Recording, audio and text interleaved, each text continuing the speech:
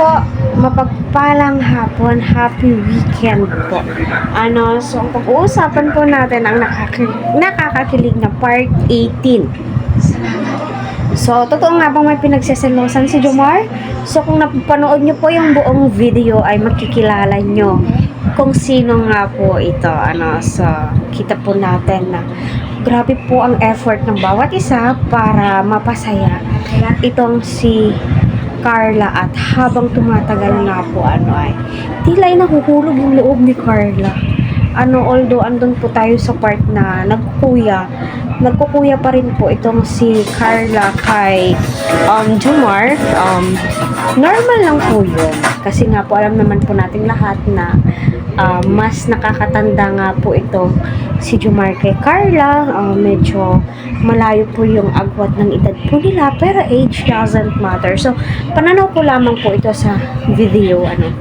So, habang nakikipagpalitan ng conversation itong si Jomar, kita mo po na very comfortable na po sila sa bawat isa. Lalong-lalo na po si Kalinga Prab, sila Aljun doon sa gilid, kinikilig.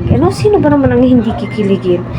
Once nakikitaan mo na habang tumatagal ay nag-i-improve po yung bawat isa, yung pang-good vibes po nila, grabe, mapapahanga ka.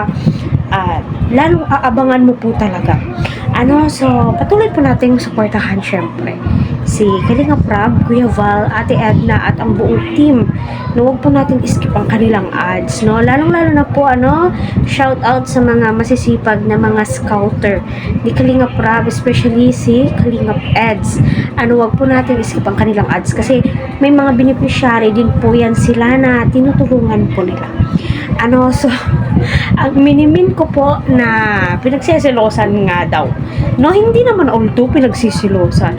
Yung term na sinabi ni, pasok ka na Kuya Rob. So, si Kuya Rob lang ba?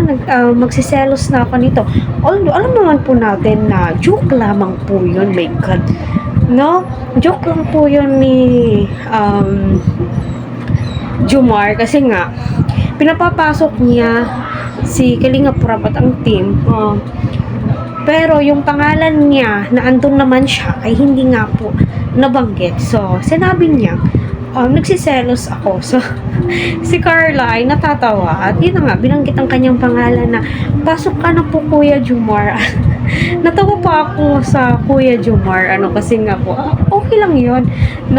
Respeto na lang din po yun. Kaya, patuloy po natin silang suportahan, especially si Kuya Jomar. So, hanggang dito na lamang po.